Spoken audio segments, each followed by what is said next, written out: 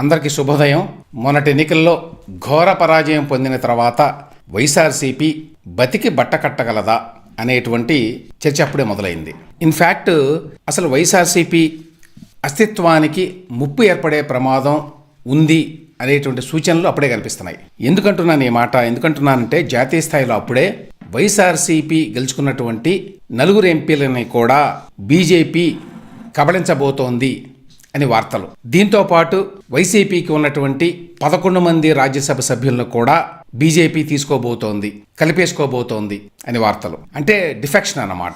వీళ్ళంతా ఆ పార్టీలోకి వెళ్ళడానికి ట్రై చేస్తున్నారని. నిన్న కార్తీ చిదంబరం, అంటే మన చిదంబరం గారి కొడుకు, ఈయన కూడా ఎంపీ, ఈయన ఒక ట్వీట్ చేశాడు. ఏమన్నాడు?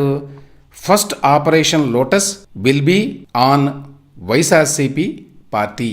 First operation lotus. ఏంటి ఆపరేషన్ లోటస్ అంటే? బీజేపీ కొన్ని పార్టీలకు చెందినటువంటి ఎంపీలని, మరీ ముఖ్యంగా చిన్న పార్టీలకు చెందినటువంటి ప్రాంతీయ పార్టీలకు చెందినటువంటి ఎంపీలని ఆకర్షించడానికి ట్రై చేస్తుంది. అది ఆపరేషన్ లోటస్. అందులో భాగంగా వాళ్ళ యొక్క ఫస్ట్ ఆపరేషను వైఎస్ఆర్సీపీ మీద ఉండబోతోంది అని ట్వీట్ చేశాడండి. కార్తీ చిదంబరం పూర్తి ఆషామాషిగా ట్వీట్ చేసే వ్యక్తి కాదు. చిదంబరం కుమారుడుగా కానివ్వండి, ఇటీవల కాలంలో అతను చాలా ప్రామినెంట్గా ఉన్నాడు, ఎంపీ. అతను ఈ ట్వీట్ చేశాడు అంటే ఏదో సమాచారం లేకుండా చేయడు. అదేవిధంగా చాలామంది పాయింట్అవుట్ చేశారు, చాలామంది పొలిటికల్ అబ్జర్వర్స్ కూడా, ఢిల్లీలో ఉండేటువంటి వాళ్ళు. If political pundits are right, ఇది మరొక ట్వీట్ అనమాట, వేరే వాళ్ళు చేసింది.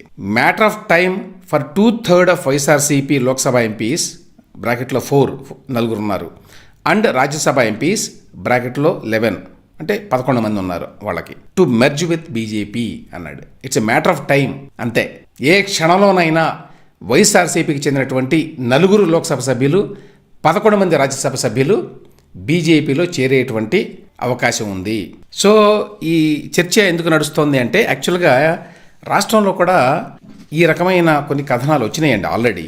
వైఎస్ఆర్సీపీ నుంచి గెలిచినటువంటి 4 ఎంపీల్లో 3 ఎంపీలు రాయలసీమ నుంచి గెలిచారు, 1 ఉత్తరాంధ్ర నుంచి గెలిచారు. ఎవరు ఆ 4? ఆ 4లో ప్రముఖుడు పెద్దిరెడ్డి మిథున్ రెడ్డి. ఈయన పెద్దిరెడ్డి రామచంద్రారెడ్డి గారి కొడుకు. ఆ తర్వాత అందరికీ తెలుసు వైఎస్ అవినాష్ రెడ్డి కడప నుంచి, గురుమూర్తి మద్దిళ్ళ తిరుపతి నుంచి. ఉత్తరాంధ్ర నుంచి అరకు ఎస్టీ కాన్స్టిట్యున్సీ నుంచి గుమ్మా తనుజారాణి అని ఆవిడ గెలిచారు. వీళ్లలో పెద్దిరెడ్డి రామచంద్రారెడ్డి గారు చాలా పెద్ద ఎత్తున వ్యాపారాలు చేసి అక్రమంగా సంపాదించారు అనే ఆరోపణలు ఉన్నాయి. ఆయన కుటుంబ సభ్యులు, ఆయన కొడుకు కూడా మరి ఎంపీ కదా. మిథున్ రెడ్డి 2019 నుంచి 2024 వరకు వైఎస్ఆర్సీపీ పార్లమెంటరీ పార్టీ నాయకుడు లోక్సభలో. సో ఆ ఫ్యామిలీ చాలా బలమైన ఫ్యామిలీ, వాళ్ళు చాలా భారీ ఎత్తున సంపాదించారు. ఈ కారణం చేత ఇప్పుడు మనం ప్రమాదంలో చిక్కుకుంటాము అనేటువంటి భయంలో ఉన్నారు. అందువల్ల పెద్దిరెడ్డి రామచంద్రారెడ్డి ఆల్రెడీ బీజేపీతో టచ్లోకి వెళ్ళారు అని వార్తలు వచ్చినాయి. అంతేకాదు పెద్దిరెడ్డి రామచంద్రారెడ్డి బీజేపీ వాళ్ళకి చెప్పాట, ఏంటి, వైఎస్ అవినాష్ రెడ్డిని కూడా తీసుకొస్తాను నేను అని. ఇప్పుడు అవినాష్ రెడ్డి పరిస్థితి కూడా దిక్కుతోచని విధంగా ఉంది. ఆయన మీద ఉన్న కేసు అందరికీ తెలుసు.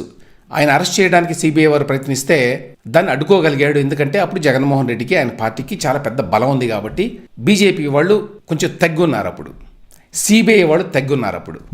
ఇప్పుడు సిబిఐ వారికి గొంతు దాకా కోపం ఉంది జగన్మోహన్ రెడ్డి మీద, అవినాష్ రెడ్డి మీద, ఆ పార్టీ మీద. ఎందుకంటే సిబిఐని కూడా అవమానించారు వాళ్ళు. సిబిఐ ఎస్పీగా ఉన్నటువంటి రామ్ సింగ్ మీద ఎదురు కేసు పెట్టారు. అది దేశంలో మరెక్కడా జరిగి ఉండదు. ఈ మధ్యకాలంలో పశ్చిమ బెంగాల్లో ఆ తృణమూల కాంగ్రెస్ ప్రభుత్వంలో మమతా బెనర్జీ గారు కొన్ని ఎదురు కేసులు పెడుతున్నారు అనుకోండి, కానీ సిబిఐ మీద ఎదురు కేసు పెట్టి పోలీస్ స్టేషన్లో ఎఫ్ఐఆర్ నమోదు చేసి కోర్టులో కేసు వేయటం అనేది బహుశా ఈ మధ్యకాలంలో ఏపీలోనే జరిగింది. అంటే ఆ స్థాయిలో ఎదురు దాడి చేశారు సిబిఐ మీద. ఎందుకు? అప్పుడు ఆ మిడిసిపాటు అంత అధికారం ఉంది కదా, దానికి తోడు సిబిఐ వాళ్ళు అరెస్ట్ చేద్దామంటే ఆయన అరెస్ట్ చేయలేకపోయారు మరి, కర్నూలు దాకా వెళ్ళి. ఆ నేపథ్యంలో ఇప్పుడు సిబిఐ వాళ్ళు కూడా మరి ప్రతీకారం తీర్చుకునేటువంటి అవకాశం ఉంది. ఆ భయంతో ఉన్నాడు అవినాష్ రెడ్డి. గతంలోనే ఎప్పుడో జగన్మోహన్ రెడ్డి ఏం చెప్పాడు, వైఎస్ సునీత వీళ్ళు అడిగినప్పుడు, ఇప్పుడు నేను అవినాష్ రెడ్డి మీద కేసు పెట్టి అతని మీద ఇన్వెస్టిగేషన్ మొదలు పెడితే అతను వెంటనే వెళ్ళి బీజేపీలో చేరతాడు, కాబట్టి నేను ఆ పని చేయను అని అప్పట్లోనే చెప్పాడు. అవి వార్తలు కూడా వచ్చినాయి, అందరికీ తెలుసు. సో ఈ పరిస్థితుల్లో YS Avinash Reddy to save his own skin, తనని తాను కాపాడుకోవడం కోసం బీజేపీ వైపు చూస్తున్నాడు. అందుకోసం పెద్దిరెడ్డి రామచంద్రారెడ్డి ఆయన మంత్రాలు జరుపుతున్నాడు అనే వార్తలు ఆల్రెడీ ఉన్నాయి మనకి స్టేట్ లెవెల్లో. ఇప్పుడు నేషనల్ లెవెల్లో కూడా ఇదే వార్తలు వస్తున్నాయి. సో ఈ నలుగురిలో ఇద్దరు ఆల్రెడీ టచ్లో ఉన్నారు. ఇప్పుడు లెక్క ఏమిటంటే నలుగురిలో ముగ్గురు చేరితే మొత్తం పార్టీయే చేరినట్టు. అప్పుడు వైఎస్ఆర్సీపీ అనేది ఉన్నదన్నమాట పార్లమెంట్లో, లోక్సభలో. ఆ పరిస్థితి రాబోతోంది అనేది ఇప్పుడు ఈ సమాచారం. ఇక రాజ్యసభలో చాలా ఎక్కువ మంది ఉన్నారు వైఎస్ఆర్సీపీకి. ఇన్ఫ్యాక్ట్ ఏపీ నుంచి రాజ్యసభకి మొత్తం 11 మంది ఉంటారు. 11 మంది వైఎస్ఆర్సీపీ వాళ్లే. తెలుగుదేశం పార్టీ తరఫున ఒక్కరు కూడా లేరు, అందరూ రిటైర్ అయిపోయారు. ఈ 11 మందిలో చాలా ప్రముఖులు ఉన్నారు. వైవి సుబ్బారెడ్డి అంటే జగన్మోహన్ రెడ్డి గారికి చాలా సన్నిహితులు అన్నమాట. అందరూ సన్నిహితులే అనుకోండి, కానీ ఇతరత్రా కూడా చాలా సన్నిహితులు. సుబ్బారెడ్డి గారు ఆయన బాబాయ్ కదా. అలాగే ఆళ్ల అయోధ్య రామరెడ్డి అంటే ఆళ్ల రామకృష్ణారెడ్డి బ్రదరు. మోపిదేవి వెంకటరమణ, పిల్లి సుభాష్ చంద్రబోసు వీళ్ళు ఆయన కేసులో ఉన్నారని చెప్పి వాళ్ళకి ఇచ్చాడు రాజ్యసభ. ఆ తర్వాత విజయసాయిరెడ్డి అందరికీ తెలుసు. ఆర్ కృష్ణయ్య అని ఆయన మన తెలంగాణకు చెందినటువంటి బీసీ నాయకుడికి ఇచ్చాడు. ఎస్ నిరంజన్ రెడ్డి అని చెప్పి తెలంగాణకు చెందినటువంటి అడ్వకేటు జగన్మోహన్ రెడ్డి గారు కేసులు చూసుకుంటాడు, ఆయనకి ఇచ్చాడు. వీళ్ళు కాకుండా పరిమళ అత్వాని అని చెప్పి ఏ రకమైన సంబంధం లేదు ఏపీ తోటి, జస్ట్ అంబానీ వాళ్ళతోటి సంబంధాలు పెట్టుకోవడం కోసం, వాళ్ళ ద్వారా అమిత్ షాతో సంబంధాలు పెట్టుకోవడం కోసం వాళ్ళు రికమెండ్ చేస్తే పరిమళ అత్వానికి ఇచ్చాడు. బహుశా దానికి చాలా డబ్బు కూడా ముట్టి ఉండొచ్చని చాలామంది చెప్తారు. వీళ్ళు కాకుండా గొల్ల బాబురావు, మేడా రఘునాథరెడ్డి ఉన్నారు, బీదా మస్తాన్ రావు, ఈయన టీడీపీ నుంచి వెళ్ళాడు కదా. వీళ్ళు ఈ 11 మందిలో 8 మందిని కనుక తీసుకుంటే బీజేపీ, అప్పుడు మొత్తం వైఎస్ఆర్సీపీ సభ్యులంతా అందులో చేరినట్టు లెక్క. 2/3 చేరాలన్నమాట. 2/3 కనుక చేరితే అప్పుడు యాంటీ డిఫెక్షన్ యాక్ట్ వర్తించదు. అలా కాకుండా ఇంకా తక్కువ మంది చేరారనుకోండి, అప్పుడు స్పీకరు యాంటీ డిఫెక్షన్ యాక్ట్ కింద వాళ్ళ మీద చర్యలు తీసుకోవాలి. కానీ స్పీకర్ కూడా బీజేపీ వాడే కాబట్టి దాని మీద వెంటనే చర్యలు కూడా ఉండవు. అదొక ప్రమాదం కూడా ఉంది. ఒకవేళ 11 మందిలో 8 మంది కనుక చేరకపోతే. కానీ బీజేపీ తలుచుకుంటే వీళ్ళందరినీ చేర్చుకోవడం పెద్ద కష్టం కాదు. రాజ్యసభలో కూడా ఎందుకు చేర్చుకుంటారు అంటే, రాజ్యసభలో బీజేపీకి ఇప్పటికీ కూడా అవసరమైన మెజారిటీ లేదు.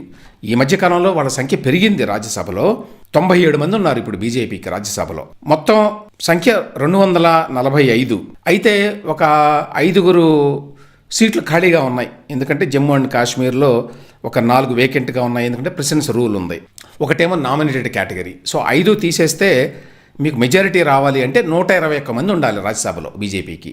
121 మందికి గాను బీజేపీకి ప్రస్తుతం 97, ఎన్డీఏ వాళ్ళు కూడా ఉంటారు కాబట్టి వాళ్ళతో కలిపి 117 మంది ఉన్నారు. అంటే యాక్చువల్గా ఇంకా 4 తక్కువగా ఉన్నారు రాజ్యసభలో సింపుల్ మెజారిటీకి. ఇప్పుడు వైఎస్ఆర్సీపీకి చెందినటువంటి ఈ 11 మందిని కూడా చేర్చుకుంటే అప్పుడు చాలా కంఫర్టబుల్ మెజారిటీ రాజ్యసభలో కూడా ఉంటుంది బీజేపీకి. ఇక ఎట్లాగూ మనకి లోక్సభలో 240 మందే ఉన్నారు. దానివల్ల టీడీపీ మీద, జనతాదళ్ యునైటెడ్ మీద, ఆ తర్వాత ఏకనాథ్ షిండే శివసేన మీద పూర్తిగా ఆధారపడాల్సిన పరిస్థితి ఉన్నది. కాబట్టి ఎంత పెంచుకుంటే అంత మంచిది బీజేపీకి లోక్సభలో. ఎందుకంటే వీళ్ళెవరూ కూడా ఎప్పుడు బ్లాక్మెయిల్ చేస్తారో తెలియదు కాబట్టి బీజేపీ ఇప్పటికే చాలామంది చిన్న చిన్న పార్టీలను, ఒకళ్ళు 2 ఎంపీలు ఉన్న పార్టీలని ఆల్రెడీ వాళ్ళని మాట్లాడి చేర్చుకుంటోంది అని వార్తలు. ఈ నేపథ్యంలో కొంచెం ఎక్కువ సంఖ్య ఉన్నది వైఎస్ఆర్సీపీకి 4 ఎంపీలు. సో 4 లోక్సభ ఎంపీలు వైపు ఇప్పుడు బీజేపీ చూస్తోంది. ఆల్రెడీ ఇందులో కొంతమంది బీజేపీతో టచ్లో ఉన్నారు. ఇక ఆ తర్వాత రాజ్యసభ వైపు కూడా చూస్తారు. రాజ్యసభలో వాళ్ళకి చాలా సన్నిహితుడైనటువంటి విజయసాయిరెడ్డి గారు ఆల్రెడీ ఉన్నాడు. ఇప్పుడు విజయసాయిరెడ్డి గారి పరిస్థితి కూడా అగమ్యగోచరం. ఎందుకంటే చాలా కేసుల్లో ఆయన A2 అక్యూజ్డ్ నంబర్ 2. ఇప్పుడు జగన్మోహన్ రెడ్డి గారు ఏదో విధంగా తప్పించుకుంటాడు, నేనైతే తప్పించుకోలేను అనేటువంటి భయంతో వణిగిపోతున్నాడు విజయసాయిరెడ్డి. ఆల్రెడీ రఘురామకృష్ణరాజు ఇట్లాంటి వాళ్ళు ప్రతినబూనారు విజయసాయిరెడ్డిని వీళ్ళంతా చూస్తామని. దానివల్ల దాంతోపాటు గతంలో కూడానండి ఆయన భయంకరమైన ట్వీట్లు చేసేవాడు కదా, భయంకరమైన మాటలు మాట్లాడేవాడు చంద్రబాబు నాయుడు మీద, ఇతర తెలుగుదేశం నాయకుల మీద. ఆ నేపథ్యంలో ఆయన మీద కూడా చూపు ఉన్నది. కాబట్టి ఇప్పుడు వైఎస్ఆర్సీపీలో కొనసాగితే చాలా కష్టం అవుతుంది ముందు భవిష్యత్తు అనే విషయం తెలుసు కాబట్టి ఆయనకు ఆల్రెడీ ఢిల్లీలో బీజేపీ నాయకులతో మంచి సంబంధాలు ఉన్నాయి కాబట్టి ఆయన ద్వారా రాజ్యసభ వైకాపా సభ్యుల్ని ఆకర్షించడానికి బీజేపీ ప్రయత్నించడానికి పూర్తి అవకాశాలు ఉన్నాయి. ఆ రకమైన ఆలోచన ఆల్రెడీ నడుస్తోంది ఢిల్లీలో అని చెప్పి ఢిల్లీ నుంచి కూడా చెప్తున్నారు. Not only from the state.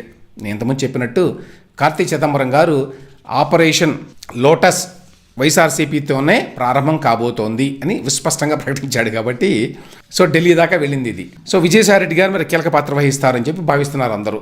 ఏంటి, రాజ్యసభ సభ్యుల్ని తీసుకెళ్లి బీజేపీలో చేర్చడానికి. కాబట్టి ఓడి ఇంకా వారం రోజులు కూడా కాకుండానే వైఎస్ఆర్సీపీ అస్తిత్వానికి ప్రమాదం ఏర్పడింది.